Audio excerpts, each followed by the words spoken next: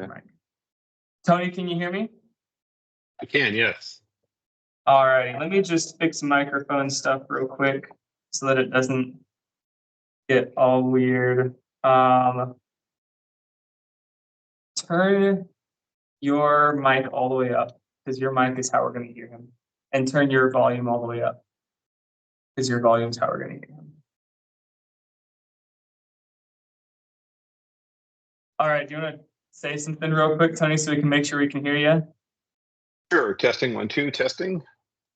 Awesome, thank you. Sweet. Well, here's how I'm thinking today is going to work. Can I see this? So we have a room, and laid out are all of our subsystems. We have airframe, we have recovery, payload, and we also have a table for our altitude control system. It's our flap system designed to get us to a correct altitude. And supporting this, we also have a PowerPoint with some data and graphs. The PowerPoint is not super touched up, but it gives the data that you asked for in the checklist. So, Okay. how would you like to go about this? Well, if you guys have a set order that you want to do things in, we can certainly do that. If you want to just follow the PowerPoint that you've got, that's fine. It doesn't have to go in the order of the checklist. You know, the checklist starts with nose cone, and then depending which way you go, it either goes body tubes, couplers, or recovery motor payload. But I'm really, whatever works for you guys is fine by me. I can just take notes as I need them. So we're good with whatever. All righty, let me do this then. I'm going to pull up the checklist real quick on another computer real quick, just so I can reference it. And then I'm just going to walk around the room and show you the components that we have along with the checklist. And then as we need data, I'll have Nate over here on the computer pulling up the data on the PowerPoint. Does that sound good? That's perfect. Yeah. Okay. Oh, of course, I didn't even send it. All righty, let me pull this up. So first checklist item has to do with the nose cone. So our nose cone is constructed of fiberglass. And it's commercial off the shelf. We bought this from Wildman Rocketry. Can you flip? Hey, can you flip the displays so that I know how hard it would be for you to put your image in the main one? Because on my display, you are. Let me go full screen here and see if that makes a difference. Yeah, because right now you've got the PowerPoint kind of taking up the bulk of the display, and I can't really see. You pin the. Yeah, there you go. And for some reason, let me see if I can figure out how to. Let me do this. See this. All right. There you go. Fix it? Yeah. Now. Yeah. Still no. It did for a second. It did for a second, and then it flipped back. Okay. Let me see.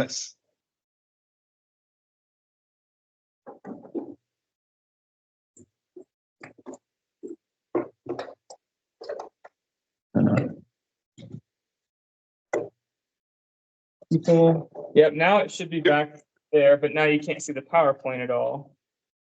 Yeah, so when we share the PowerPoint, can you, on your end, Tony, can you click on the camera feed and right click or something to pin it to your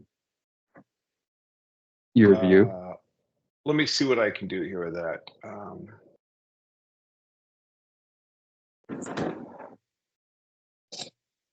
It gives me a fit to frame or fill frame. Now that's the same. That doesn't really help. Hang on here. Okay, now I've got you guys full frame. Shoot, I'm not super familiar with Teams, and I apologize for that. But how about this? Can you share PowerPoint? Stop sharing our screen when he wants to see something. Yeah, we'll do that. Yeah, that's fine. That'll work, I think. And because really, I'm really more interested in seeing the physical side of stuff. And we can work on the PowerPoint later if need be. Sounds good. I'm just going to click stop sharing here, and I'll have them share when we need it. That sounds good. And let me actually start off by introducing all of us. So we're just going to go around and really quickly say what our name is and what our primary contribution is on the rocket. Okay. And I'm Gavin. I'm the team lead of the rocket. And I'm just going to go around the room and show everybody who's here. Sounds good. Zach, do you want to go first? Yeah, so my name is Zachary Foster. I'm this team's flyer of record and also team mentor. I haven't actually personally built any of the systems here, but I've just been trying to make sure that all safety concerns have been taken care of and keeping sure that these guys are conforming to the rules and the safety regulations that we should be. Okay, how can I ask how long you've been a level 3 flyer? About a year. I've been a level 3 flyer for about a year. I have helped with other level 3 projects before. I've taken primary construction roles on other level 3 projects. They just got flown on other people's level 3 certifications. So. Okay, sounds good. 1 year is good. I mean, that's fine. If it was last week, I might be a little more nervous, but 1 year is that's good. Yeah, no. All right, I'm Hayden Stout. I'm in charge of simulation, and also I've been working on our payload box housing unit. All right. The three of us are the payload team. What are your guys' names? Michael Skillings. I'm Mitchell Cheney. I'm Austin Gerber, and we have another named Jordan Johnson that's on the payload team. What were you Sounds saying? good. Okay. So yeah, this is our payload team. They're electrical and computer engineering students. I'm Nathan Schwimmer. I am helping leading out the recovery efforts. So doing all the recovery computer wiring, black powder charges, drogue deployments, and I've been a level 2 flyer for about a year now. Good. Hey, I'm Barry Berquist. I'm on ACS, usually handling the hardware side of things. So designing boards and getting the computers to do what we need to control flaps. And ACS stands for Altitude Control System. Got it. I'm Ryan. I've been tag teaming recovery with Nate and also helping out here and there with the mechanical design and manufacturing of parts. Sounds good. I'm Jake Newberry. I never really specialized in anything. I just kind of bounced around wherever I was needed. So I'm Jonathan Sedgwick, and I'm a major contributor of the altitude control system. Sweet. Now we'll jump right in. Do you have any questions about anybody on the team? Nope. So far, so good. Okay. So nose cone, fiberglass, like mentioned before. Inside the nose cone, we are going to be, there was some component on that, I was loose. We're going to be having our GPS on top of our nose cone bulkhead. The nose cone coupler tube sticks 4.5 inches both into the nose cone and into the forward forward body tube, and that is 0.75 calipers on each side, which is one of the questions here. The nose cone coupler tube attaches to the nose cone using 4 3/8-inch well nuts, and it attaches to the forward body tube using 8 shear pins. And those shear pins are number 4 shear pins, and they're nylon. The deployment for the nose cone coupler tube is tied to the payload system, and we're going to go over that when we talk about recovery, if that's all right. Yep, that's fine. Okay. Yeah, I think that covers everything with nose cone other than its deployment. Is that right? Yeah. How is the tracker activated? How do you turn on the whatever's in the nose cone that needs to be turned on? Someone want to talk about that? Once the GPS is plugged in, it remains on and it has 24 hours of tracking battery life. Okay, so that can be turned on. Is that a featherweight or what kind of system is it? Is it a SRAD or COTS system? I'm sorry? What? It's COTS, COTS. Yeah, It it's a big. Okay. Okay, good. So you can turn that on then. What's your plan and when you're going to turn that on? We turn it on before putting it in the nose cone. Okay, that's good. I just wanted to make sure that you guys didn't have a tiny little screw hole that you're on a 10-foot ladder trying to get a tiny screwdriver in to turn that on, because it looks like it's pretty recessed from the edges. And if you've got it turned on early, that's good. So that's so far so good. Yep, that'll be turned on well before we put it onto the launch rail. Alrighty, moving on to our body tubes. We have two body tube sections. Both of them are carbon fiber body tubes. They are commercial off the shelf, also bought from Wildman Rocketry. They are 0.0, they are 86 thou thick. I believe, if I'm remembering numbers right, 86 thousandths thick.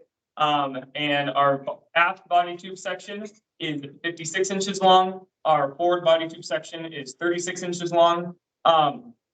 We chose these because they were lighter than the fiberglass variants, even though they were a lot pricier. In terms of structural, we do have 4 large cutouts right here for our flaps to come out of. We have performed a crush test on a section of the exact same body tube, and the crush test withstood 10,000 pounds of force, and then the machine stopped working. So for our launch forces, especially in compression, this is well strong enough to withstand the forces that we'll see during launch. The test that we have not run on this is a bending test. We will be completing FEA on that in between now and our test launch to make sure that it was bending forces. And I'll tell you right now that it's not only going to be a concern for me, but also when you guys show up at the final safety review, whoever you talk to, and it could be me or it could be someone else, I hate to say it, they're not going to care about the compression forces. They're going to wonder about the bending moment. And so you're going to have some, those are really big holes for that body tube, for that airframe, carbon fiber or not. Now, is that piece just your test article, or is that a reinforcement that slides inside the body tube? This is our test piece. Okay. We loaded this out of a compression tester machine and tested it. Okay. So both myself and the number one failure that you're going to see in an airframe is you get a suboptimal angle of attack, and it's going to break in half. It's going to break because you have just the bending moment is so great. And I don't remember what your maximum speed is. It is what's your maximum? Mach 0.8. Oh, okay. That shouldn't be an issue. That's right. You guys are going to 10,000 feet. Is that correct? We're going to 10,000 feet. We're not going screaming fast. So okay, I think you'll be all right. But definitely you're going to be. I would be very prepared to withstand pretty rigorous questioning on the bending strength of that cutout. If you guys are going well past Mach, I think it'd be a huge issue since you're below Mach. But I have seen many airframe failures for people where they've made cutouts for cameras and similar kinds of things, especially since that's kind of right past the motor mount. That's where there's going to be a tremendous amount of force. But I think you'll be okay, because if you're well below Mach, I think you should be okay. But I'm telling you, depending on the reviewer at the Spaceport Cup, I'd have some really good numbers to back up the strength of that body tube with those cutouts. sounds good. Yeah, Wyatt, if you can be in charge of notes, I want you to write down everything. Thank you. Because and the reason I'm saying that is that you'll notice on body tube, there's kind of really 3 main things, and one of them is structurally sound, no significant slots or holes within the body tubes. And no matter how you slice it or dice it, those are pretty significant slots. They're not holes, but they are big, huge slots in there. So the reviewers are going to be concerned about that. So. Okay. And the number one action they're going to be concerned about is the bending moment, correct? That's correct. That's correct. Okay. If you guys, if right at, say, motor burnout, which is going to be maximum speed, if you weathercock enough and you get a significant angle of attack, that's going to put, and that's going to be where it's kind of at the most, because that's probably, close to center of gravity, center of pressure. Well, the center of pressure is probably a little bit further back, but I have personally witnessed a fair number of airframe failures along that section. But generally, those are in excess of Mach 2. So I think you guys, I think you're safe, but just be prepared to defend that. That's my main concern. Yes, sir. All right, are those all your questions with this section right here? With that section, yes. I assume well, since you've got that right there, let's look at the motor retention, how Yep. the motor is retained, and might as well just, since it's right in front of us, let's go ahead and just continue to review that. Okay, so yeah, so motor retention, we have aft retention right here, with a commercial off-the-shelf ring. Also on our ACS bay, on the bottom of that ACS bay, the motor does thread into that. And so there is Okay. both forward and aft retention. Sounds good. Those fins look plenty beefy enough. I assume they're through the, that's not a minimum diameter, so I don't have any concerns. What is that? Is that like 3/6 or what's the thickness on the fins? 1.1875. 3/16. Okay. It is 3/16. Yeah, I don't. To the wall, and we have fillets everywhere that there can be fillets. I have a test article out here, right here. This is one of the ways that we apply to our fillets. It was by a method we call spin filleting. So for those fillets that are normally inaccessible, which are the fillets in between the centering rings, the two forward centering rings, because we have 3 centering rings on this, we applied glue to the face of the centering ring, and then we would spin the centering ring. We'd spin the entire rocket, and it would force that glue to accumulate along that ridge or along that seam. And this is a test of that we were able to demonstrate that it provides sufficient filleting abilities. So that's what we have to Looks show. good. Okay, that looks good. And I assume you roughed up the interior surface, but since you've got the through the wall fins and the fins are glued to the fin can, I don't see any issue. And I gotta believe, but if you want to humor me, the other one of the big tests that they're going to make you do at the spaceport, and I know you guys have been there before, but they're going to have you grab, or someone's going to grab the end of the fin and just try to bend the fin. And so if you just grab the outer, and you just try to bend it, and so that's, and I think you guys are in pretty good shape there, especially since you're sub Mach. That's not a concern. But Yeah. So motor retention, body tube, fin attachment. Are we all good there? Do you have any other questions about this section of the rocket? No, but how is recovery? Because you normally, a lot of times recovery is attached, right near the end of the aft end of the motor, or the forward end of the motor, sorry. And obviously you're going to have your air brake system there. So how is your recovery system anchored to the fin can? So this is our altitude control system right here. Here's our set of flaps. Okay. And these align with those cutouts. There are 2 load-bearing bulkheads in this system. Both are simulated using FEA to yield at 1,200 pounds of force. On the bottom, this attaches directly to our motor, and this is going to be under tension from the beginning. So it's preloaded as well. Because after we screw in that motor, there's going to be a little bit of tension on this. It secures itself to the airframe using 4 small screws. These screws do not transmit any of the recovery load to the airframe. These screws are just for position.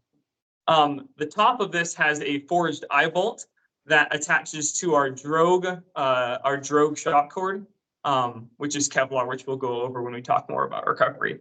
The bottom bulkhead and the top bulkhead are attached to each other using 2 1/4-20 steel thread. All thread rod. Yeah. So that's what we have to transfer our recovery load from the drogue parachute and the main parachute when that comes out, all the way down to our motor, which will take our recovery load. Okay, so the motors, I know you can't see, I'm pointing at that screw by your right hand, that on the base, does that screw into the motor itself? It does, and it is threaded into this aluminum plate, and then we have it glued into this plate as well. Okay. All right, that looks good. Yeah, I think that'll work. I think that's a good way to do it. So the thread, now is that middle rod also transferring load? So you have the middle rod transferring load and the 2 all threads, or is it just? So the middle rod that you see here is a lead screw. It is not transferring any load. The load goes from this threaded rod through the bulkhead to these two other threaded rods, and then it goes to this bulkhead, which transfers the load to the single forged eye bolt. Okay. Okay. And what's the total weight of the fin can with the empty weight without when the propellant is burned? The empty weight of the fin can without the propellant that is burned. Do we have that on hand? It's in the. Oh, yeah, that's something else that would be awesome to show you. We have. I'm just going to lay this on the side. We have shop floor work instructions for every fillet that we laid. So there are signatures for every surface prep, every cleaning. We have that all documented here. Our final weight is let me find our last one. 49. Yeah, it's 4.8 kilograms. Yeah, about 10 pounds. Yeah. Okay. And then the motor case, it's okay. Yeah. So, but you're saying that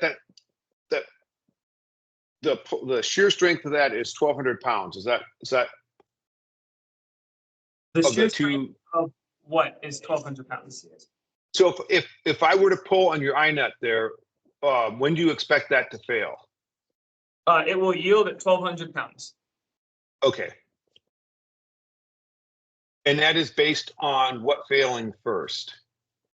That is based on, so the bulkhead, that is based on the bulkheads failing. I'm not sure I understand your question.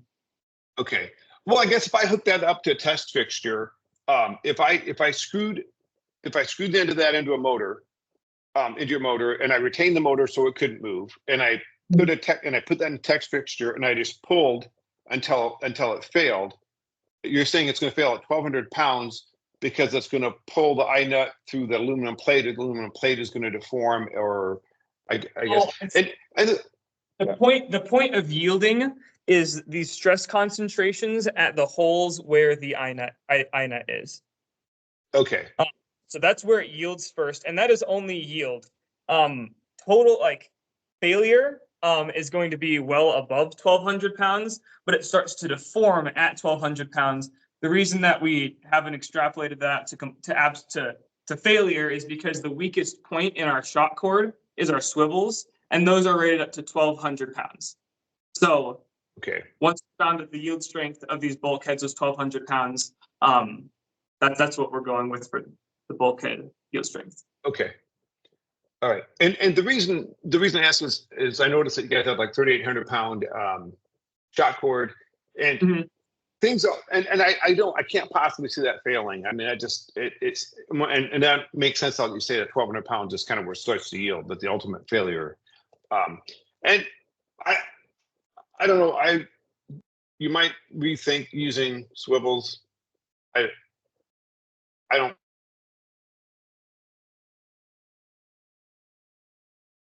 We lost him. Yeah, I think we might have lost you.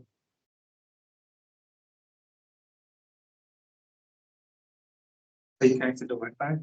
No, I'm 5G. Connect to Wi-Fi. Should I connect? Wi-Fi? Yeah, the Wi-Fi is pretty good.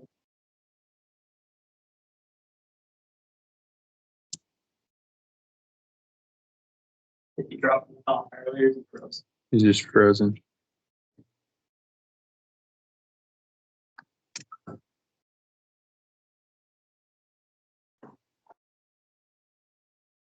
Yeah, he's frozen on here too. I don't think it's your. It's not your. It's his.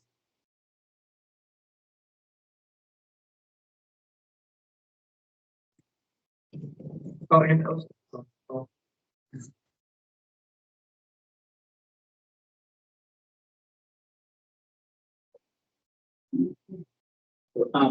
Also, Okay, I think we got him back. Yeah, I have no idea what happened there. It just, I don't, Yeah, my we machine, I think it just crashed on my end, so sorry. Yeah, our computers were still working, so I do think it was on your. But Yeah, it pretty much just it just bailed on me, so sorry about that. You're good. Anyway, so I think we're good on the recovery side. Okay. But And then some more justification on that shock cord. We know that when you tie a shock cord, it approximately halves the strength. So with 3,800-pound shock cord, you cut that in half. It brings it a lot closer to what our failure on this is. Plus, that was readily available shock cord to us, so it just made sense. Yeah. Nope. I think you're good. Yeah. My only concern is I'm not a huge fan of swivels. I honestly, in all my experience, have not seen them really do anything other than just say add another failure point, and it's just another thing to have to tie off to. And so it's, if you showed up without swivels, and I don't think, does the DTEC require them still, or did they drop that? It does require swivels. It does require swivels? Mm-hmm. Okay, then I lost that battle because I'm of the opinion that they are just a terrible. They don't do anything except introduce a failure point and add to complexity. But that's for next year. Maybe we'll see. All of our swivels will be attached. We will not be tying off to any swivels. All of our soft goods will be tied to quick links, and those quick links will be attached to the swivels. So okay, that's any complication there, but that's what we're doing. All right. Okay. Sounds good. Yeah, if you don't have anything about airframe, you can move on over to our recovery system, and I'm going to take the camera and let Nate talk about that. Sounds good. Okay.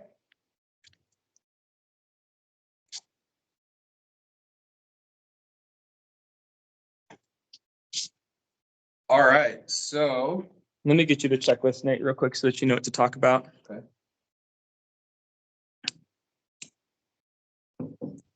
So we already went over shock cord material, shock cord lengths. We can go over that right after we're done showing you all the stuff. I can pull that up on the PowerPoint. But okay, so what you see here is our recovery bay. So here's our recovery bay coupler tube, and this will be going in between the forward section and aft section of the airframe. And then we have a 2-inch switch band here. So the approach that we've taken to our recovery bay this year is, you see these panels on the outside. So we've made these cutouts on the side of our recovery bay. So we've made these cutouts here in which these panels will house our switches to turn our electronics on and off, as well as our flight cameras. So these panels hold our switches, and then the wiring of the switches runs into our recovery sleds. So these are our recovery sleds. Don't mind the long wire. We haven't cut it to length yet. We're still finishing wiring. But in recovery, we will have a MissileWorks RRC3 as our main controller. And then on the back here, a redundant MissileWorks RRC2 Plus. Both of the recovery controllers will be powered off of 9-volt batteries. Each has their own battery and is wired independently of the other. And then we also have And their own switch. Yeah, and they each have their own switch. And then this here is a voltage regulator. This is for our cameras. And then the cameras will be powered from a lithium ion battery, which sits in between the two sleds inside there. So wiring, we've got race tracks to guide all our wiring. Again, it's not complete yet. We're still in the process of wiring, but you can get an idea of how our wires will be identified, and we'll color code charges that go to the main and drogue. But yeah, we've got our wiring that comes out to each of the bulkheads. These bulkheads we machine them out of 6061 T6 aluminum. And on each bulkhead, we've got 2 charge wells. Each are 8-gram charge wells. These are also made out of aluminum. And then we have Wago switches here, which connect our charges from our controllers. And then the other half of the Wago switch opens and accepts the charge wires, the E-match wires, and the E-matches go into the charge wells. And the wire retainer also provides strain relief on that end, and then towards the flight controllers, you have the zip ties to provide additional strain relief. Yep. And then we've got forged sealed eye nuts on either side. And then the load will transfer through these 2, these 1/4-inch Quarter-inch, Quarter 20 all inch. thread rods, also rated to 110,000 PSI. Yep. And then we've run simulations on the bulkheads, and these, similar to the ACS bulkheads, will begin to yield at around 1,200 pounds. So this is what will be encased by our coupler tube, and then drogue will deploy out of the aft section, and main will deploy out of the forward section. Can And you in talk about the order to- gaskets? Yeah, in order to best seal off the rest of the electronics from corrosive materials from the black powder charges after they are ignited, we have these O-ring gaskets on the top and bottom bulkhead that will kind of try our best to seal off any black powder residue getting in all of our electronics. Yep. And then the forward section of our coupler tube is attached to the forward airframe via 4 well nuts. And then the aft is using 4 shear pins. What's the total force required to shear your pins? 152 pounds. They're 440 nylon screws that thread into the bulkhead. And we did ground testing on that and made sure that we had an appropriate weight, appropriate amount of black powder to have successful, repeatable recovery sequences. So looks very good. I really like the design of the sled. Overall, it looks really nice. A quick question now: what are you doing to seal the wires going through the bulkhead where you connect to the Wago connectors on the other side? We have these wire retainers that we bought from Mad Cow Rocketry and Apogee rockets. And the way that they work is you have a little aluminum part that is epoxied to the bottom of the bulkhead. And then each wire is then kind of threaded through those holes up through the bulkhead from the bottom side. And then that center hole is threaded. And so after the wires have been cut to length and are attached to the Wago switches, we then tighten down this Phillips head screw, and there's a little circle cutout of foam that will compress and seal off that recovery bay, as well as providing a strain relief. Do you Okay, have- that looks good. So there's a little foam insert in between the washer and the bulkheads. So Okay, we're not pinching those wires between metal. There's a foam insert there. We right down to fillet the edges of the wire retainer holes. that looks, yeah, no, I think that's good. I think you're in good shape there. The only other recommendation I would make is to place some, you could use blue tape or electrical tape or something, but to cover the top of your electrical connectors. Oh, okay, yeah, that's a good shot of it there. But on your Wago connectors would be to also cover those with some kind of it could be blue tape or just anything to prevent the black powder charges from getting on your electrical connectors, because it is very corrosive, and if you want to use them more than once, it's a good idea to protect those. So I would I bought some black harness tape that's used to wrap wires in automotive harnesses. That's high temperature and it's not super sticky, so it's easy to remove. Blue tape also works really well. You could 3D print a cover that you can put over that, just anything to keep the hot gases off those connectors. Otherwise, because I like those kinds of things, but they tend to not play well with the black powder residue, as you guys have probably discovered with other stuff. So It's a great suggestion. We've gone through probably 30 Wago switches. yeah, and so I've learned, and I use actually that sticky tack, kind of that putty stuff that used to put up posters and whatever. That works really well because it's formable, it's sticky, so it doesn't come off, but when you pull it off, it doesn't leave any residue generally. So that's another way. Just those are nice switches. It's good to get more than one use out of them. And so if you protect them, otherwise it's not a big deal. You can just replace them, but still that's a nice setup. Sweet. So now the fact that you guys have, and I assume it's a carbon fiber switch band around your coupler. Mhm.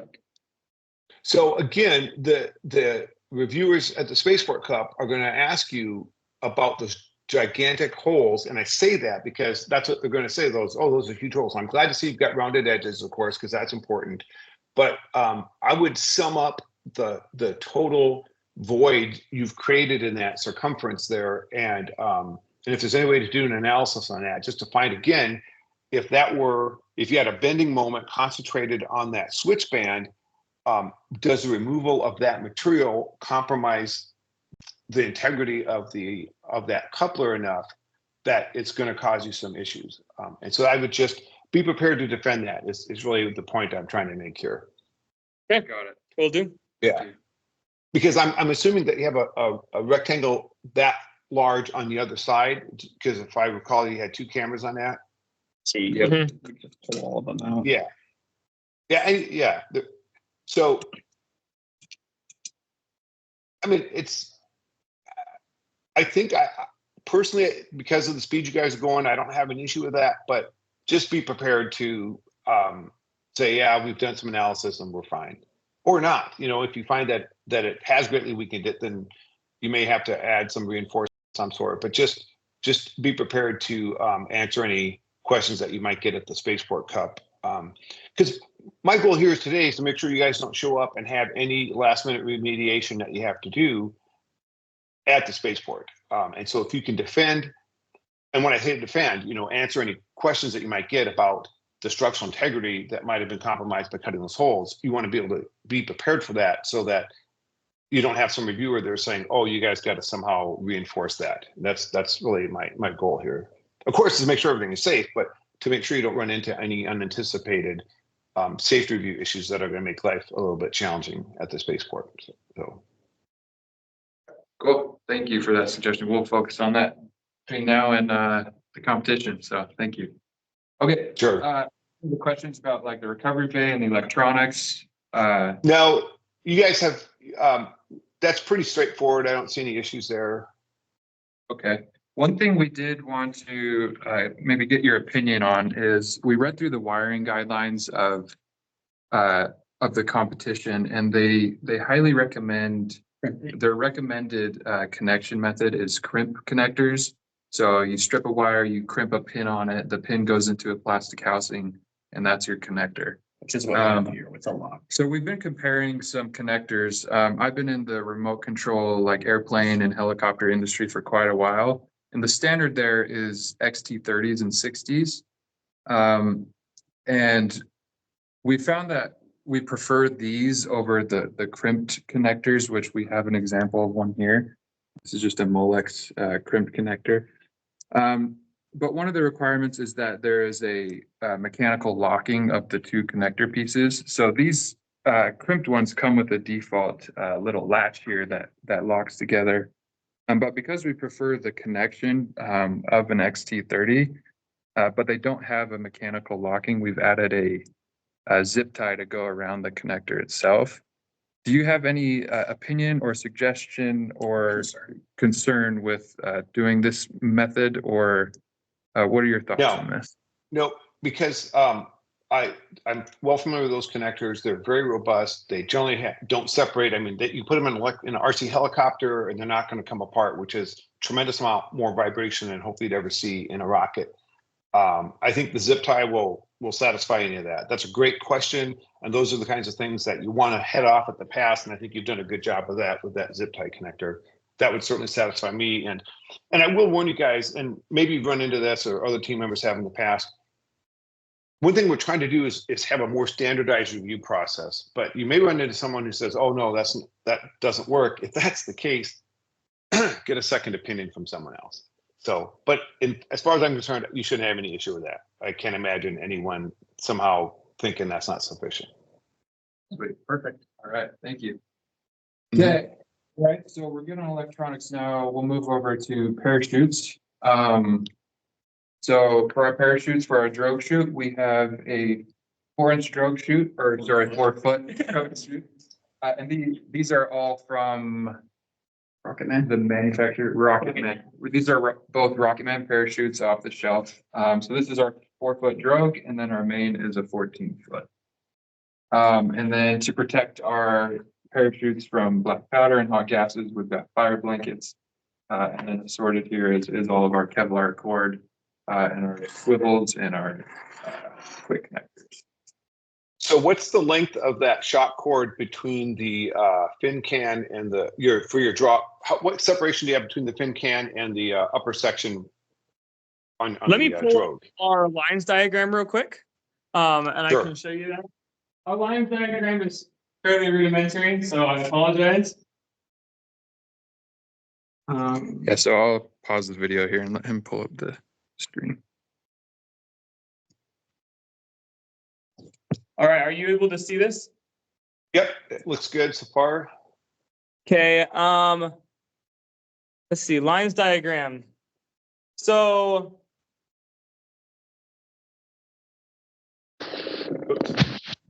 oh, it's right at the end.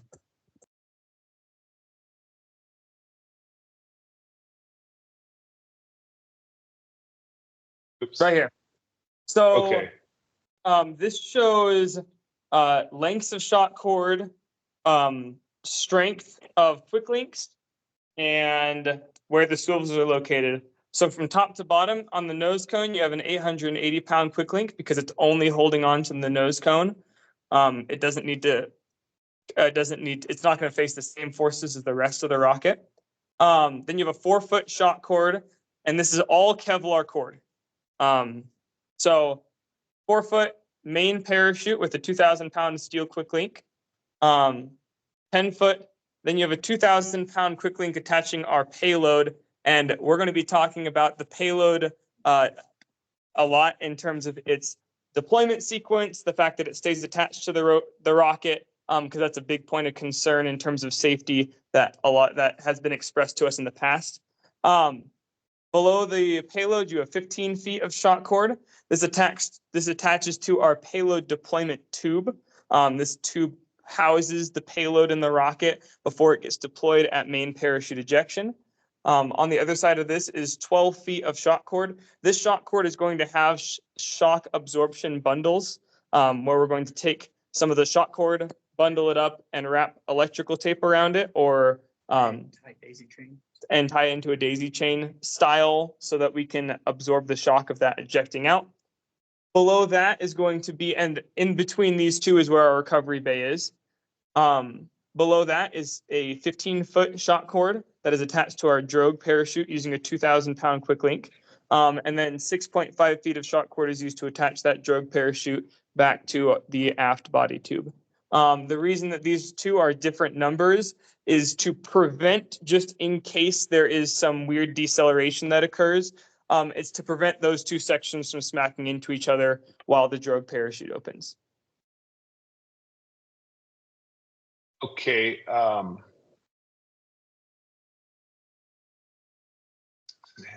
Okay. And are you using the same shock absorption bundles in the drogue section as well? Yes, we will be. Okay. Yeah, because otherwise that seems kind of short. 15 and 6.5. That's what about just 21 feet. Seems a little short in terms of because of course you guys are using a fairly hefty charge and you're going to have a lot of energy at the end, and that energy often gets transferred to kicking the nose cone out or breaking the shear pins you have. And 120 pounds of shear pins is always seems sufficient until of course it's not. And so using if you guys are going to use those shock absorption tape, the tape sections with black electrical tape, I think that makes me feel a lot more comfortable about the length of that cord. Another thing to note is, sorry. No, that's fine. Go ahead. Another thing to note is there will be twice as many shear pins holding our nose cone on to our forward body tube, because when that ejects, when the drogue parachute ejects and that yanks back, our entire payload and payload ejection tube are going to not slam into, but they're going to be held on by those same shear pins. And so we're using 8 shear pins on the top and 4 on the bottom. Okay. Require roughly 320 pounds to shear all 8 shear pins. Okay.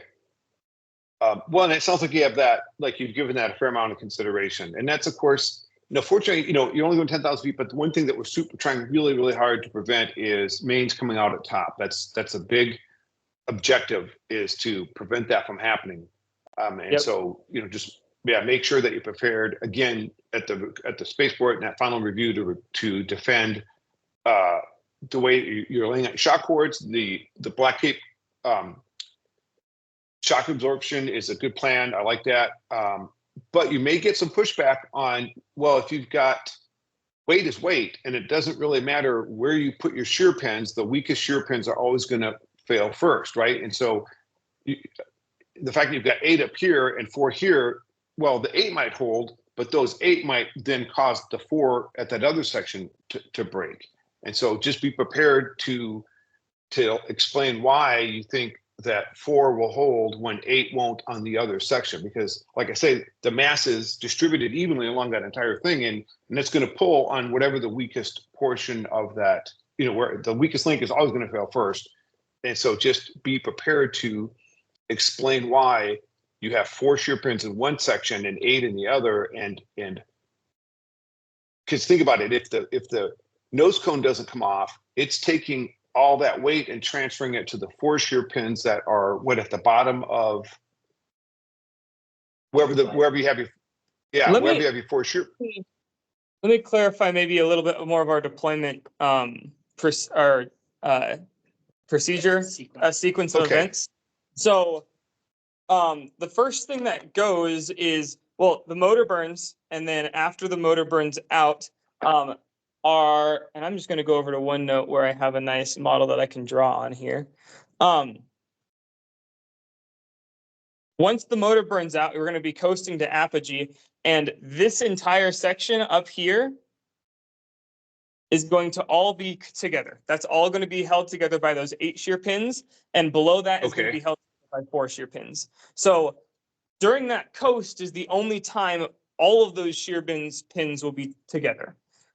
Once we hit apogee, these 4 shear pins are designed to fail, and our drogue is designed to come out.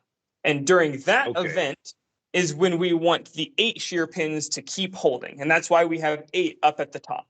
We've run calculations so that upon drogue opening, the top shear pins will be experiencing around 150 pounds of force. So adding in a factor of safety of 2 puts us at 8 shear pins at the top, which will make sure that main stays in at drogue opening and does not deploy until we intended to deploy at 1,000 feet above ground level. Okay, that makes, no, I get what you're saying here. So that does make a lot more sense. That's good. I like that. Yeah. Any other questions about this? Would you recommend any other lengths for this 15 feet and 6.5 feet? Do you think that we should extend this to something longer? Well, so I mean, obviously you don't want the drogue in the center, right? Because you don't want the pieces hitting each other. And as long as, so my concern, and I personally ran into this, I've used too short a shock cord with a big ejection charge, and you hit the end of that, you got a lot of energy that gets transferred, and it shears the pins on the nose cone, and you put the main on at top. And especially if you have a really heavy nose cone. I don't think your nose cone is really heavy. You don't have, as far as I recall, you don't have a lot of nose weight in it.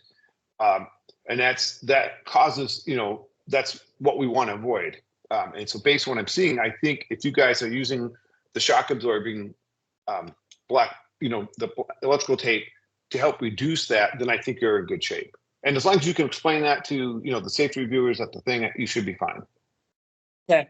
I do want to clarify, and let me see, I might have a drawing of this somewhere else on this, but the way our payload comes out, the 8 shear pins hold in our payload. So even though our nose weight is really low, our payload is pushing on those shear pins at the same time. Oh, okay. Yeah. So and that's where, it is definitely that we make sure that there are enough shear pins here to prevent that payload from coming out when that drogue line comes taut. Now, our deployment testing that we have already done has shown us that it's not going to yank tight. It'll come apart, the drogue will come out, but there's not a ton more inertia on that upper section that's gonna yank when that line comes taut. Okay. And I have a deployment video that I can show you right now if you'd like that.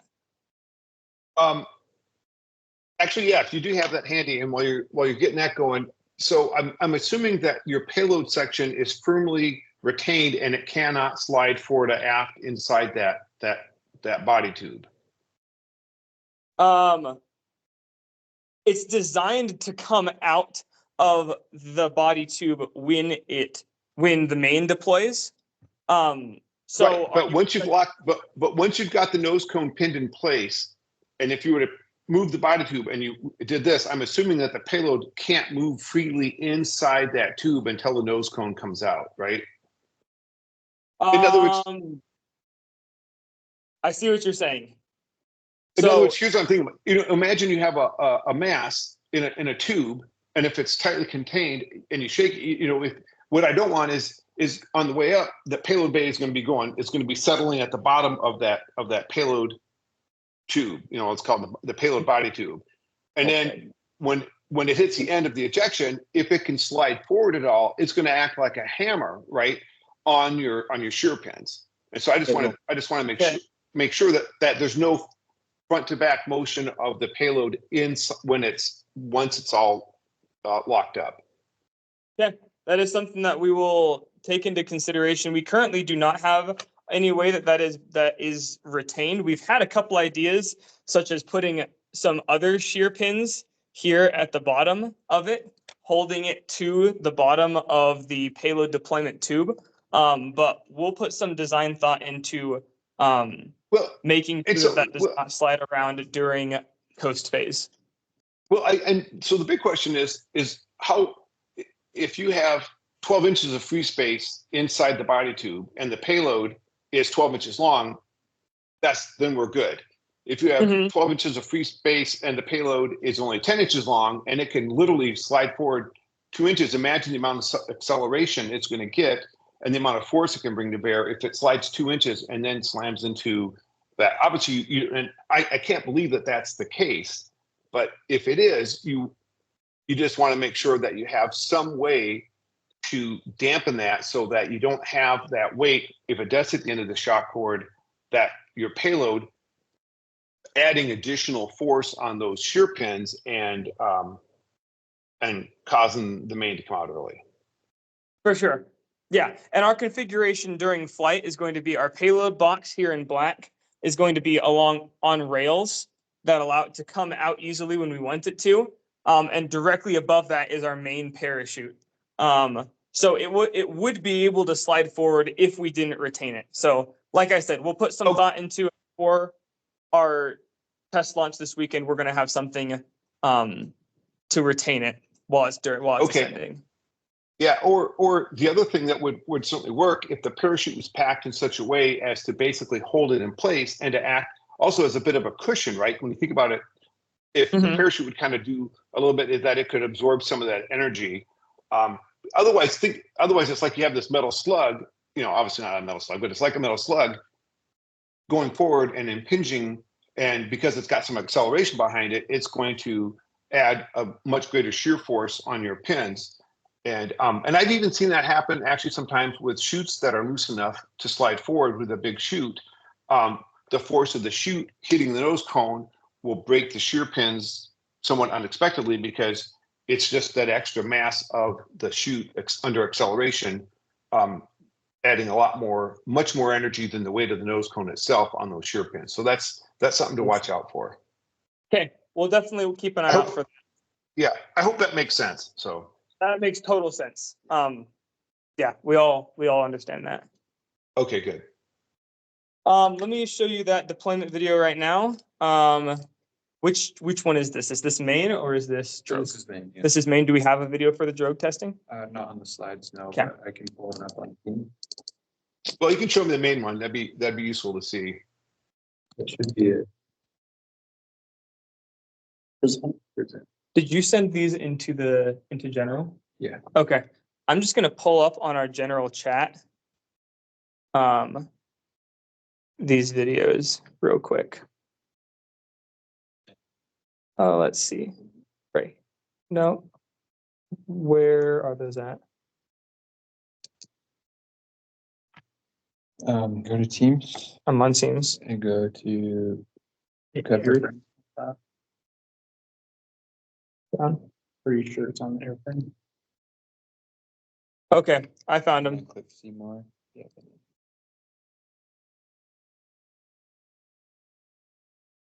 Good ones that go.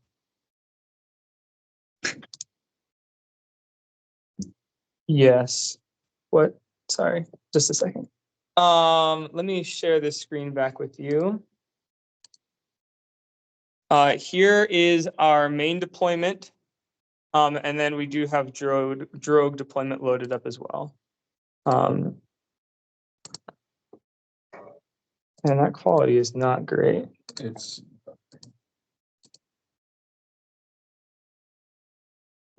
Can also slow that down. Can you see this all right? Yep. So right there was the charge that pushed out our payload tube. Let's see. So you have our nose cone, and right below our nose cone is our nose cone coupler tube. And then below our nose cone coupler tube is our payload deployment tube, which is why that looks super long. And then there's a point at which it yanks back that payload deployment tube. And adding in those shock absorbers will help prevent this from happening as dramatically. You see how that whipped backward when that line became taut? Yeah. so the And then the top there is where our main parachute is located at right here. Now, was that So- the full weight of everything? So did your payload bay have the actual weight of your satellite?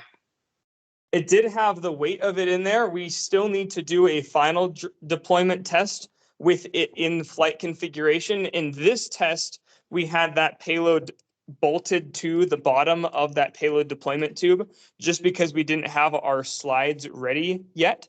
And Okay. so we'll be running those tests. We'll be running those deployment tests probably on Wednesday.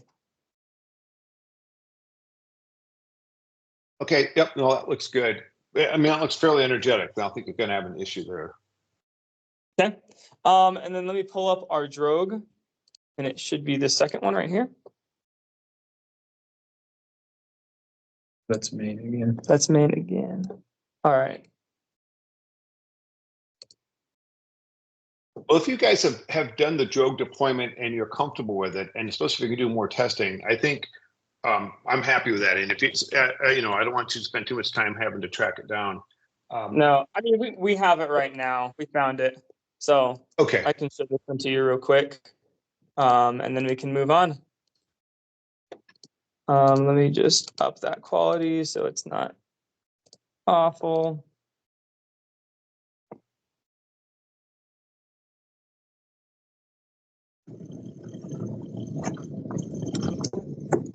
So that is our drogue deployment.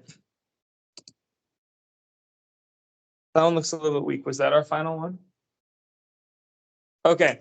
That one definitely looks weak. Our final one should look more energetic than that. Okay. So maybe that's not the final video. And I assume that you guys are doing, well, I saw that you had redundant charges and you're doing, are they the same size, or is the second charge a little bit larger than the first? They're both the same size right now. Is it recommended to make the second one larger than the first? Yeah, and I know that's, and I don't quite understand why that is, or no, I understand why it is, and that's what I've always done. But so the point of redundancy is twofold. One altimeter fails, or you have a bad E-match. But in my personal experience, both and what I have experienced, and I've been doing this flying for about 25 years, and seeing a lot of the stuff is the main ejection charge goes off, and either for whatever reason, and it could be that you have this huge horizontal velocity because it's weathercocked and it was really windy or whatever, and it doesn't separate, or something got tangled. The coupler jammed or something else happened. And if you don't have a larger second charge to overcome whatever issue there is, I mean, I understand it's a redundant charge, even if it is the same size, but having a second charge that's about 25% larger will help overcome any issues that might have been caused by something getting tied up or jammed, for whatever reason. And so having a little bit extra oomph, if you did have a weak charge the first time and maybe it didn't all burn correctly, there's some issue, having that second charge being a little larger. And that's all I can tell you is that it's something to consider. You don't have to do it. It's not a requirement, but it's, and on one time I had my main fail and the second went off, and it was 1.5 times. And that was a bit much. It actually bent the retaining thing, which really surprised me. So 25% is, I think, a reasonable number to have, 125% of your main charge to have it as your secondary charge. But that's just something for y'all to consider. It's not required, and just throw that out for you. Sounds good. I appreciate it. Are there any other things that you have for our recovery system, our lines diagram? Do you have a vent hole in your in the parachute compartment? Yes, we do. Okay. Down. Yep, vent and portholes. So Okay. drogue bay is where the drogue sits. Recovery bay is helping our altimeters know where they're at. Main and payload bay is going to be that large extra coupler tube we have. The nose cone is going to be making sure that space where the GPS sits is vented. And then the piston volume is going to be the area underneath where that the payload deployment tube meets up with the forward recovery bulkhead. Okay. I don't know that you need them in the nose cone, only because that's unless there's something that can physically separate, but usually those parts are screwed or glued together, so that's not quite as critical. It's just anywhere that might separate, they're going to want you to have a vent. You guys aren't going to, it's way more important if you're going to 30,000 feet in a hurry, because just the expansion of the entrained air can push pieces apart, and I've seen that happen. But I think you're in good shape. So as long as you've got that covered, that was the last kind of check mark on the recovery list I had. Sounds good. We haven't even drilled our nose cone ones yet, so maybe we just won't. Yeah, I don't think you'd have to worry about that. No one's gonna say anything if you don't have a vent hole in the nose cone. Okay, sounds good. Do you need to see like the descent velocities at all? Yeah, I assume that you guys have reasonable descent velocities. Yep. That looks good. So 18 feet per second. Drogue's good. Oh, the one thing I do want to point out, I just witnessed, I was at a launch this last weekend, and someone did an ejection charge test and they damaged their rocket because it was a little too energetic and they didn't really have it retained. And as it shot backward, the fin caught in the dirt and it kind of cracked it along the fillet. So just make sure that when you're doing your ejection charge testing, especially at this late in the game, you kind of arrange everything so that you don't damage the rocket during the ejection charge testing. That would be a really unfortunate incident to have happen. And since I just saw that, and I've seen it before, actually, it's not uncommon, unfortunately. Doing it on grass helps a lot. But even in this case, the fin caught the grass and it flipped the entire fin can around. And when it did, and it came back and it landed on the other fin, it cracked the fin with. So just keep that in mind when you guys are doing your testing. We'll be careful. Yeah. Alrighty, our next thing is to talk about payload. Are you all, if we switch over to that? Yep.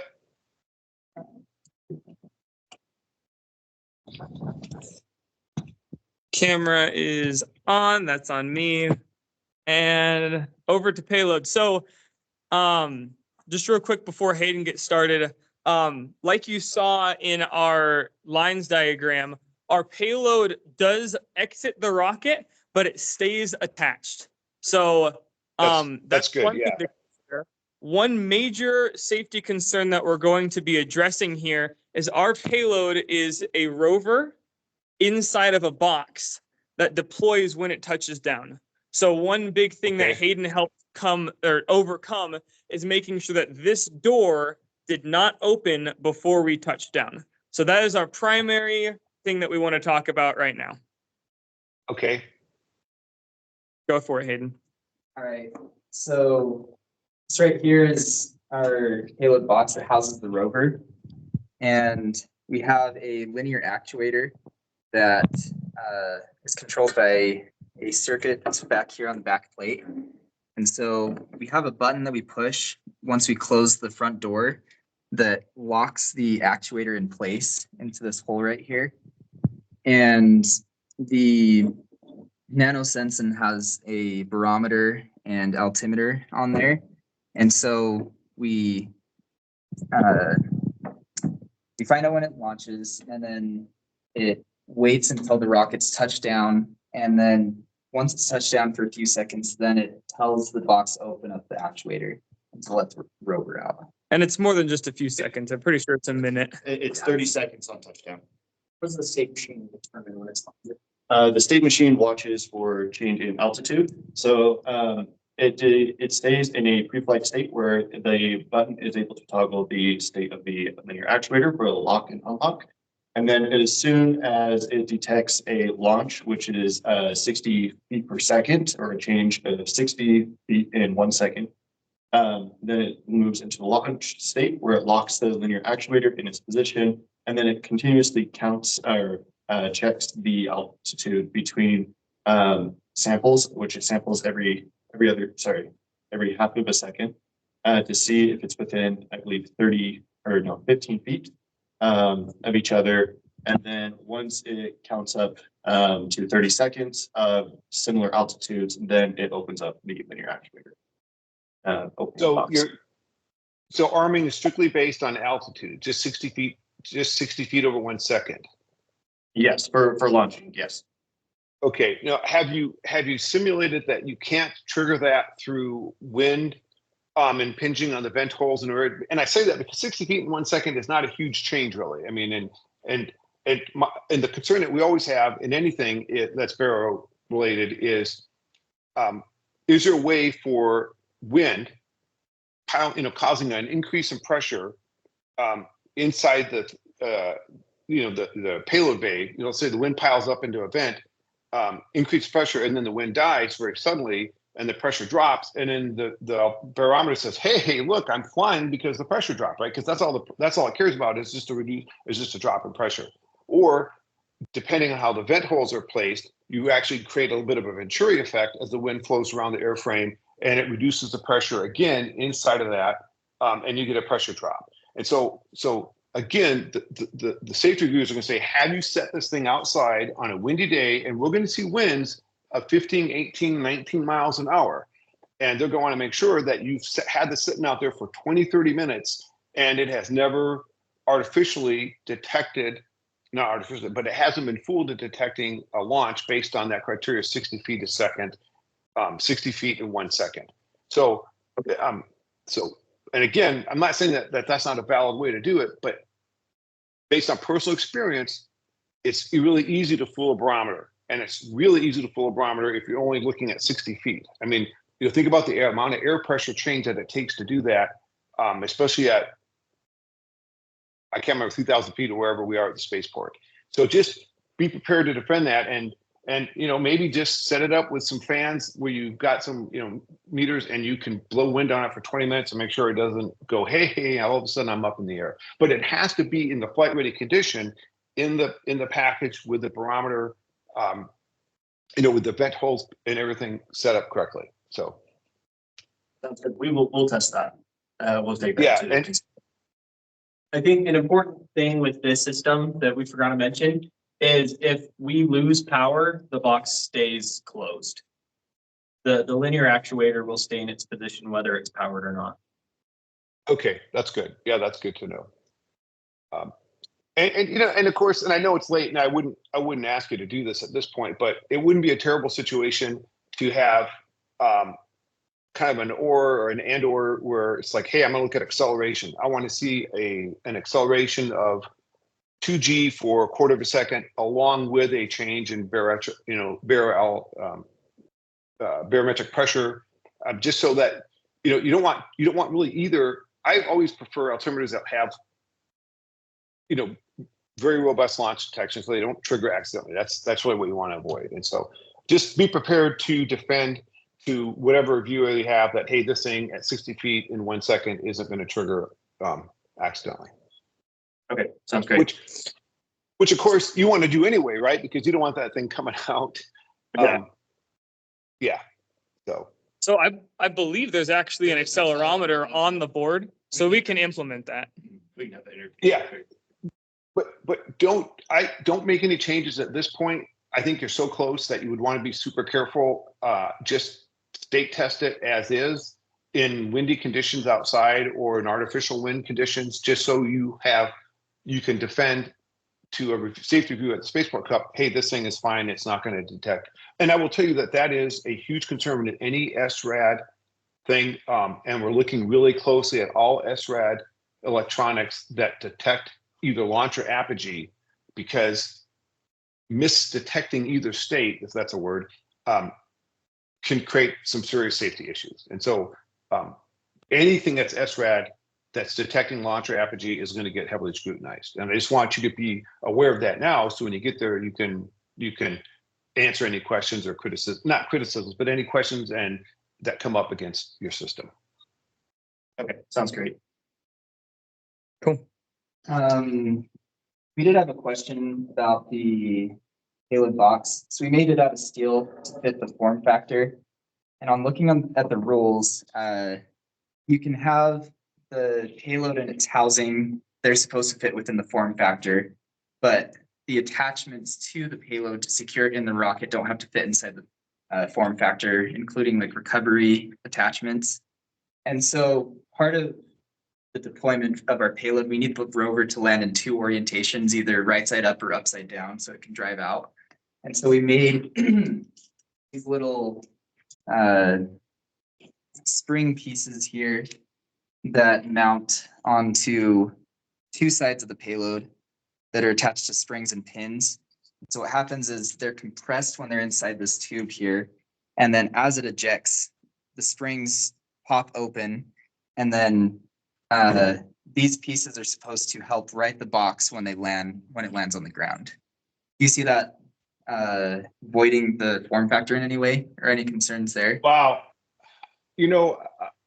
I don't know if you guys asked this question, but I saw someone ask it on the forum, and unfortunately, I have to just plead absolute ignorance. I have zero to do with any of the payload judging or anything other than just from a purely safety standpoint. And so I just honestly can't answer that. And I think I asked someone about that, either on your behalf or someone on other teams, and I don't recall that I got a good answer. The judging is really is done by a completely separate group of people, and I don't know. I can ask again though, and I'll review my notes to see if I did ask that question and what the answer was. So, unfortunately, I don't know. I believe that we did receive an answer. We just wanted to double check it with you. So I think I think we should be okay. That's what they said, at least. So good. I hope that's the case. Yeah. While we're on the topic, so I showed you those pieces. These right here are the rail guides that we've been printing. So they'll be on each corner of the box, and we have these little metal BBs that are inserted here. And that's just to reduce friction so that when it comes time to deploy the box, it can eject out of the tube without too much trouble. And we've done some testing on that as well. Mm-hmm. I don't see any issue there. Yeah. And as long as your stainless steel isn't a coupler or a part of the airframe, I think you're fine. So, And I was wondering how about landing it upright. So let me ask you, I noticed you didn't have a parachute, like a small drogue stabilizer or anything right near the payload bay. And maybe now I understand why, because you really want it to land horizontally. But And I just was wondering about that because a lot of times I know the offering will be just a small drogue by that to help provide some stabilization for it. So it's not kind of flailing around because that's a fairly large surface area. And it is probably going to, my guess is it's going to, not really a flat spin, but it will kind of come down horizontally depending on how the other pieces lay out. So that's interesting design. And I looking forward to hearing how it works. So Do you that's pretty foresee cool. any issues with these protrusions coming off of the box causing tangling in our lines?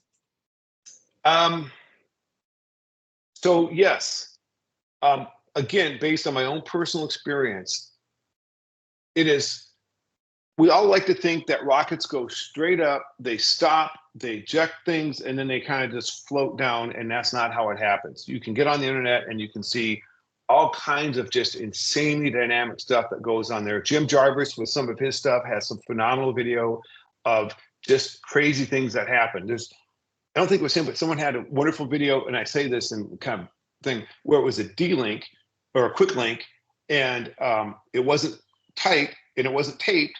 And in the video, you can see it, and as it's going along, there's some other thing, and it's rubbing back and forth, and it opens the quick link. It unscrews it, and then a few seconds later, there goes the shock cord, and game over for that recovery. So anything that can happen will happen. It's insanely dynamic. Now you guys have the advantage of only going to 10,000 feet, so that reduces the amount of time, and your descent rate is fairly fast. And so that was kind of my thought about having a small drogue near there to help kind of stabilize things and to keep things separate. And so just do some thought experiments on that. And I always highly recommend laying all the pieces out and just ask yourself, if these parts were kind of coming against each other, what's going to happen?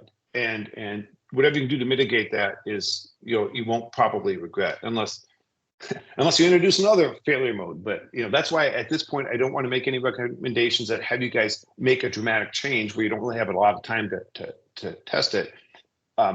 It's really more for kind of thought, the fuel for future thought on working on this stuff. But yeah, you're right to think that those could be an issue. And so just kind of think it through. And if there's anything you do to mitigate it that won't introduce another bigger issue, I would look at that. Okay. Yeah. I think that's about all I was going to talk about. Yeah. A second redundant mode of retaining the payload is we are going to be using treads on the payload. And yeah, the payload is not going to drive out of the box until it has also detected that it has landed. There are going to be treads on the rover, and there are going to be there's going to be a mating rack gear in the box, mounted to the box.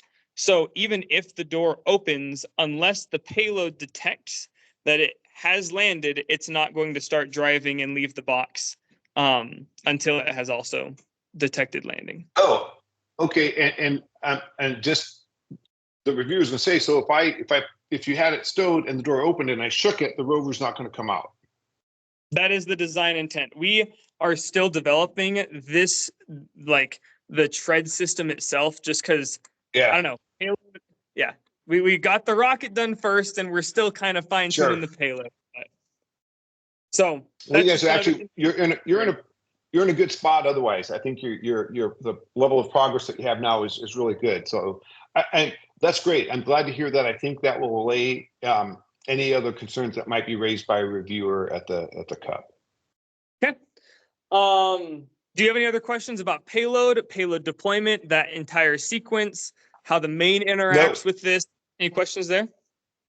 Nope. The only thing I would tell you is just to review how the shock cord might interact with those spring-loaded pieces, and just if there's anything you do to mitigate that, I would think that's a valid concern. But other than that, no, it looks good. Okay. The last thing that we haven't shown you in detail yet is our altitude control system, and the safety concerns here include premature opening, which will affect our center of pressure and our stability. But even if the ACS deploys extremely early on into the flight, our stability will still stay above that. Like it'll still stay above 1 caliper of stability. So I don't know, John, do you want to talk a little bit about our ACS, or is there anything in particular that you want to hear about the altitude control system? So the number one concern that, and this is a project that unfortunately I've had to deal with, and I say that because I didn't want to deal with it, but I had to, is I can do an analysis, a Monte Carlo simulation that says if I launch 1,000 rockets and they have a ballistic trajectory, and the wind's coming from this direction, and I can model the center of gravity, I can predict a 3 sigma radius of, hey, here's where all the rockets are going to land. But I can't do that if there is some other force acting on the aerodynamics of that rocket, which would be exactly this aerobrake system. So the number one question that I would have as a guy that's been involved in dealing with this safety issue, and here's where this started from. If you have a rocket that loses a fin, right? It's going up, it hits Mach, the fin comes off. Now you've only got 3 fins. The rocket becomes, its ballistic trajectory is not going to be what we had modeled, and it might land somewhere we don't want to land, which is over in the spectator parking area. So if the number one concern that I would have, and anyone else looking at this is going to have, is there any way, if all 4 of them come out at the same time, then all things being equal, the path should not be terribly different than a nominal ballistic up and down. But if only 1 or 2 of them were to come out, then clearly that's going to be like a guided, it's going to inadvertently send that off sideways. And so that's the thing that you're going to have to convince any safety reviewer at the Spaceport Cup that you're going to get even pressure on all axes of the rocket. So to accommodate that, they have this mold right here, so they all come flush. And this screw nut, the lead screw, is linearly actuated, so it will push all 4 levers at the same time. They're all machined to the same specification, and they all open identically. That's fantastic. See, just seeing that and hearing that and seeing the way that they're coupled gives me a very good level of confidence that it would be extremely, unless I guess the only thing that could happen would be if one of those couplers broke and, like it sheared at the bottom, at one of those pins were to shear. And if that were to shear, then of course that linkage would break and the other 3 would still be driven, but that one wouldn't. But that seems fairly unlikely. Mm-hmm. What is our maximum force on each of these flaps? The maximum force we expect to experience on each flap within 100 pounds. Yeah. So less than 100 pounds of force experienced by these, and each of these, and there is no load bearing component here that is 3D printed. Everything load bearing is aluminum or steel in the case of recovery.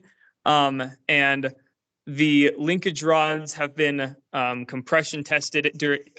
We've done FEA on all of the linkage rods, and they I had a factor of safety of 10 on the FEA that I did on it to ensure that they're plenty strong. Okay. No, that looks very robust. And I will tell you that one concern that we've had a lot of stuff is over-reliance on 3D printing, which I have 2 3D printers, so I understand. I like 3D printing, but it does have its place. And I think that is a very robust design. The screw, the fact that it's going to drive all 4 of them at the same time. And I can't believe that those cross pins that you have in there would not be sufficient to overcome the force, that factor of 10. That's good. That's really good. I want to be sure that whatever safety review you guys get doesn't raise some red flag that you can't overcome. And I don't think that's going to be the case. Okay.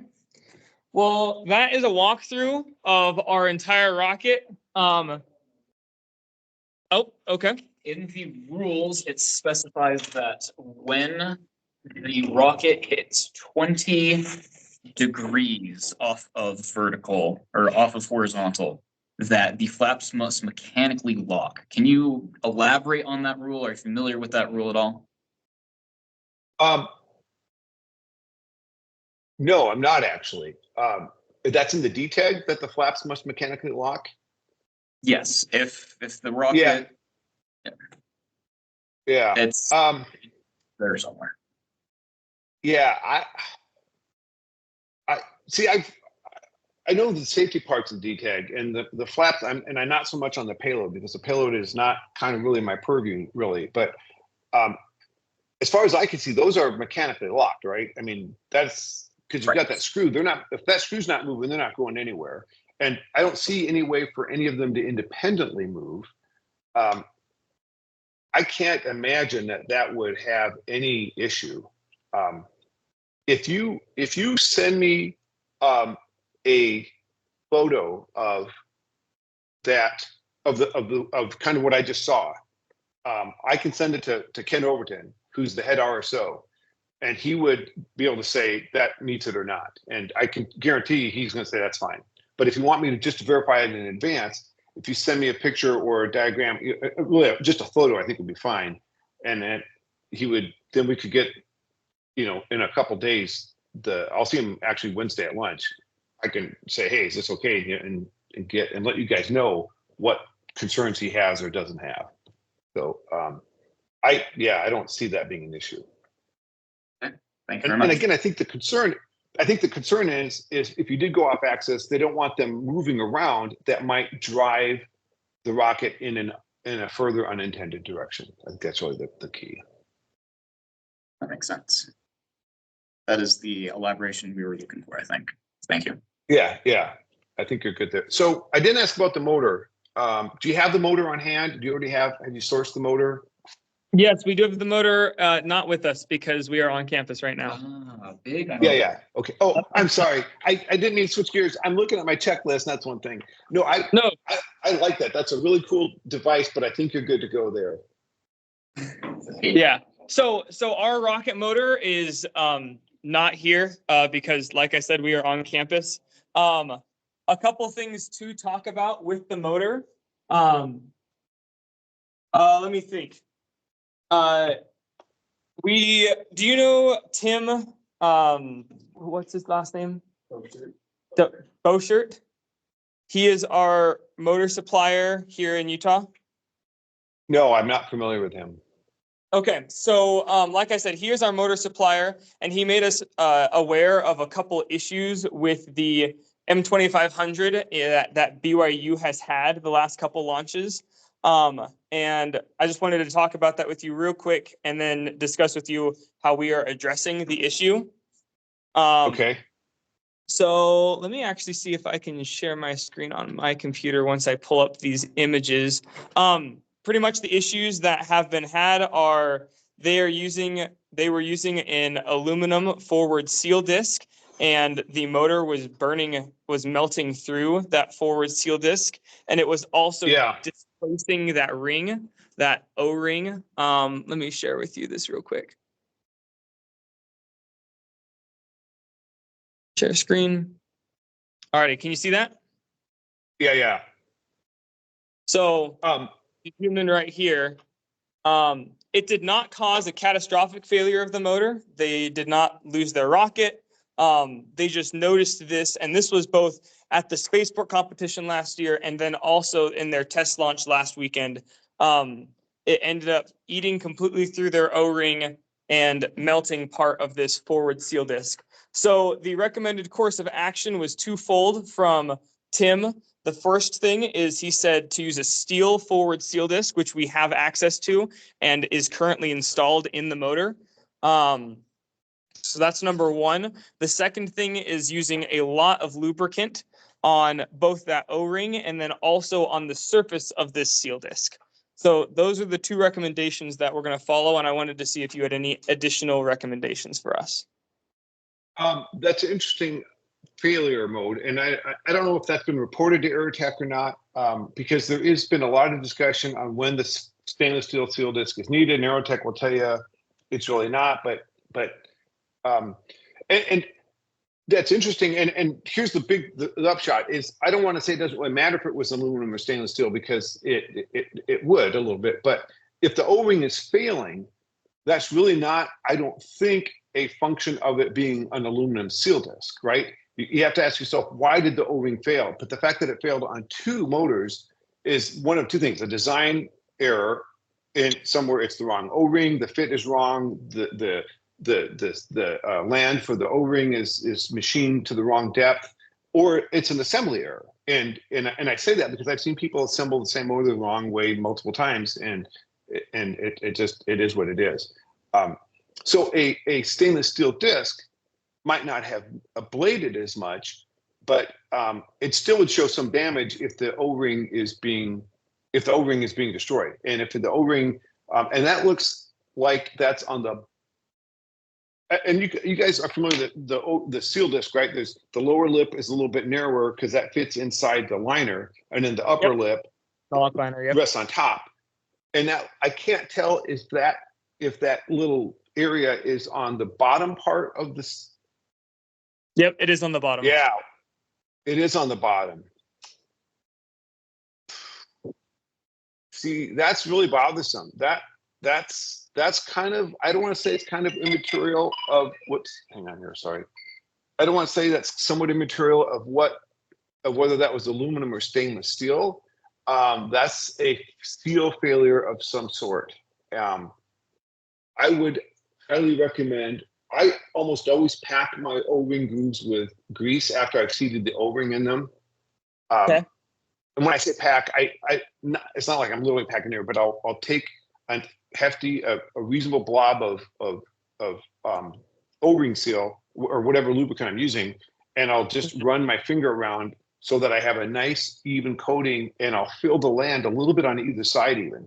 And then when you insert that seal disc, you want to give it a good turn, and that's true, with anything, to make sure that the O-ring has fully seated against both sides of the outer, the liner, and then the inner part of the land there. So that's bothersome. I think it's either an assembly or a design error. And if it happened twice, either the same person made the motor wrong twice, or it's a design error. Which these are Aerotech M2500s. So I don't think it's a design error.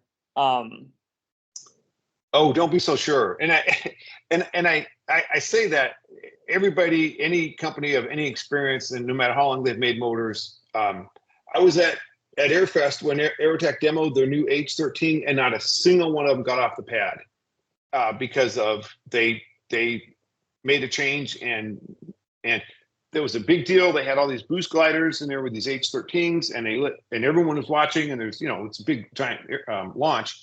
And they all just sat there and burned. And then, of course, the motors got super hot, and the case temperature exceeded the limit that's allowable for the case. So they had to make some pretty dramatic changes. So, and I'm not saying Aerotech doesn't make good motors. They make fantastic motors, obviously, but you can never assume that just because they've done it for 30 or 40 years that they can't screw up. Maybe they sourced a new set of O-rings, and the O-rings are off nominal by some amount, and I don't know. I don't know what to tell you there, but okay, sounds good. Well, if you have any recommended courses of action in the next, I don't know, just send us an email or let us know. Yeah, well, personally, after seeing this, I would make sure that I would test fit dry, and when I say dry, without any lube, because you can kind of tell if you're getting engagement between the O-ring and the liner, right? If it goes in and you feel zero resistance, because an unlubed O-ring, when you made it with in this case the liner, it ought to kind of hang up a little bit, right? You want to make sure you don't damage the O-ring or anything. But if you put that in there and you can tell that there's no engagement between that O-ring and the liner, then you've got an issue right from the get-go. And no amount of O-ring grease is going to solve that problem. That's the first thing that I would do, is to make sure that there is a little bit of friction, so you know that you're getting engagement between the O-ring and the liner itself. And to carefully inspect the O-ring groove. And it could be that whoever machined these aluminum seal discs was screwed up the O-ring groove, and it's off nominal by some tiny amount. And it doesn't take much, as you can imagine, at the pressures and temperatures that these things are operating at, to fail. So for what it's worth, that's my take on it. Okay, sounds good. And the reason that I'm bringing this up is because we're using the exact same motor from the exact same manufacturer. And these are two errors that happened. So we're going to upgrade to a steel seal disc. We'll double check that that there's some friction there when it's dry. And then we'll go from there. So Um, just as a second thing, do double check. The weight of that stainless steel seal disc is substantially higher than the aluminum one. And so you're going to want to update your open rocket model and just do a weight and balance check to make sure that I can't imagine it's going to affect anything, but it's well worth at least, double checking. mhm. Will do. Are there any Okay. other questions that you have for us? We wanted to show you a couple of our test flights, and some stuff like that, just so you can look at that. But before we do that, we want to make sure that your checklist is all filled out. I'm double checking. I am double checking my checklist here, and I think I've got pretty much everything checked off. Again, the number one issue I think that you guys are going to run into are the openings that you've made in the body tube. That a reviewer is going to say, "Hey, these are pretty big openings. Tell me, prove to me that they're not going to, cause any issues." So, but that's the only thing of note really that I see so far. So, Okay. Yes, I'd love to see your videos. Yeah. So we've had 5 test launches up until now with small scale rockets. And we've been to different launches in 4 different states so far because we're in Utah. Here is our most recent test launch. This took place up in Montana, up at Tripoli, Montana. And this demonstrates our flaps. So yeah.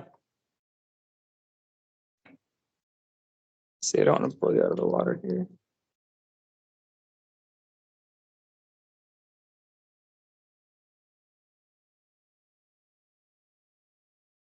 So you can see the flaps actuating on its way to apogee,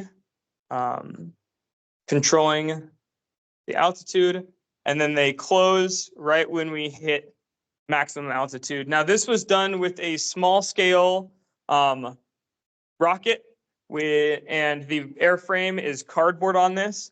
There's some slight reinforcing with fiberglass where those cutouts are made. But in this case, that is where the rocket failed when it touched down, is at those cutouts, the rocket snapped in half when it touched down.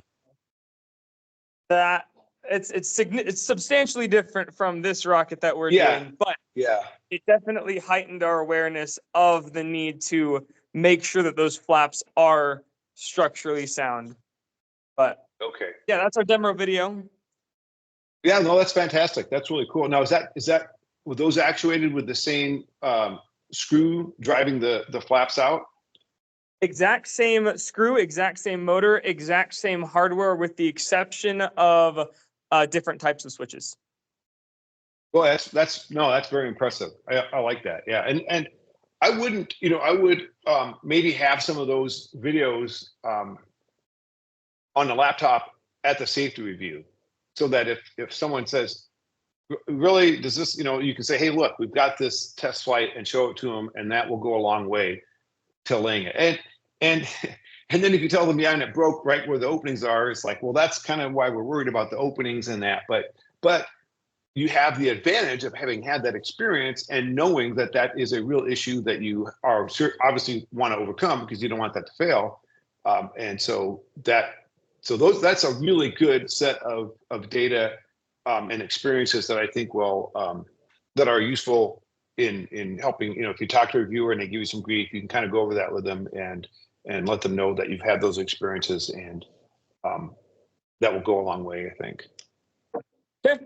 And then here's just a kind of an initial estimate of what our paint is going to look like. So it shows our numbers are going to be above each flap.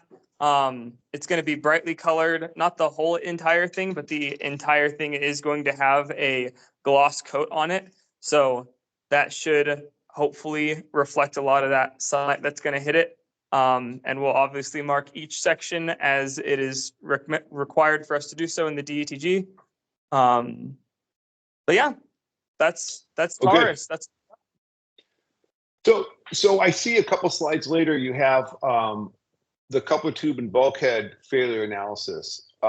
So again, if you have this PowerPoint on a laptop at the convention center, when you guys are doing your safety review, having quick access to this information, I think, is very useful for two reasons. One, you can show, hey, these things are within the limits, but two, it demonstrates to the safety reviewer and, someone like me that you guys have done a lot of consideration on all this stuff, and that, because some people ask and they're like, well, we think it's this, and it's like the fact that you guys have done this speaks a lot to the level of preparation and the quality of analysis and engineering behind it. And that's the kind of thing that reviewers like to see. It gives us a lot more faith that if I ask you a question, the answer you give me is grounded in science and not just some swag that, well, this is what the book says, the failure mode is this. Seeing this is really beneficial in upping your credibility with the safety reviewers. So I highly recommend that you have this on a laptop that you can show someone if they ask. Okay, sounds good. And yeah, this is like one of probably 20 different, 30 different analyses that we've done on different components of this rocket. Exactly, and that's the kind of thing that all this any safety reviewer likes to see and gives you guys. I'm not going to say they're gonna give you a pass on everything else, but they'll have much. They'll believe your first answer without you having to go in and back it up with a lot of other stuff. So because they'll know that you've got the numbers behind it that you've already worked on. So that's super useful. Okay. Sounds good. All right. Well, good. I think so far so good. And I know that hopefully you guys have been recording this. I should have asked at the very beginning because it has to be uploaded and for someone else to review if they want to. So tell me that it was recorded. It was recorded. Don't worry. We have an hour and 45 minutes on the tally. Okay, good. Because at the very beginning on my thing, it says ensure team starts recording, and I'm a little late to the party on that one. But I'm glad you had me covered there. I get some grief over that for sure. I think you guys have a great project. I really like the amount of effort and energy that you put into it, and seeing your checklist on like the surface prep and all that stuff is critical to avoid debonding. I like your jig that you made to ensure that that you were getting kind of really nice internal fillets. Those are the kinds of things that I think will serve you really well in a career in future life regardless. And so to me, one of the main points of this competition is to help get you guys ready to deal with, go out and get real jobs, and having that kind of level of preparation, I think is really important and sets, a team like yours apart from a lot of the other teams that I've worked with that haven't gone to that level of depth and preparation. So congrats on that. I think that's kudos to everyone involved in that, and continue that tradition if you would. So, so good. As far as I'm concerned, we're done. Any other questions from you guys? I don't think so. Do you have any overall feedback for the team, for anything that you're seeing here? Anything? No. So how many of your members are returning? So have been at Spaceport? This is a senior design project. And so none of the members that you met today are returning, but throughout the entire process of doing epoxy fillets, drilling holes, CNCing out different parts in the carbon fiber, we've involved juniors and sophomores in the mechanical engineering department who are going to be on the team next year. And all of this rigorously documented, and tons of pictures have been taken, tons of video have been taken. They're going to be able to use our final report for this competition as their guide on how to do well in the competition next year. That's great. That's fantastic, because that's another issue that we've run into is kind of that loss of continuity. And it's great to hear that you guys are working hard to maintain that from one year to the next. So that's really encouraging. Well, great. Nope. So I don't see, again, I'm not a payload guy. So, but the concern that you did have with those spring loaded protrusions, kind of catching that, I would definitely give a little bit of energy to dealing with that. And the way I do that is what I call the walk test. I lay the components out and I pull the recovery gear out, and then I kind of walk around with it and kind of play around with it, and kind of just pretend I'm the wind, and I'm flipping things around and seeing what kinds of things can happen. Obviously, you don't want to damage anything when you're doing that, but, Yeah.